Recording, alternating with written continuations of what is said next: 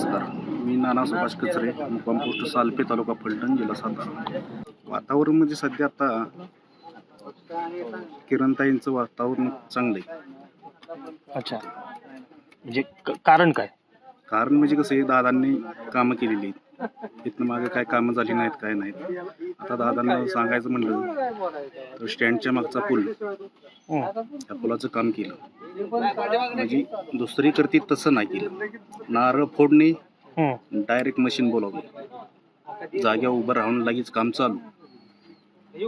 रोडचं काम झालं, लाइटिंगचं काम झालं, लाईटी बसवली ते. परत फिरते आहे ती आपली बाळूगुळ दगड, हे रोड मंजूर केला.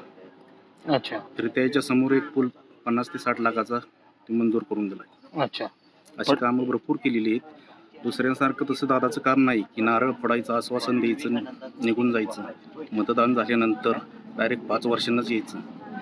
असली कामं नाहीत केली दादांना.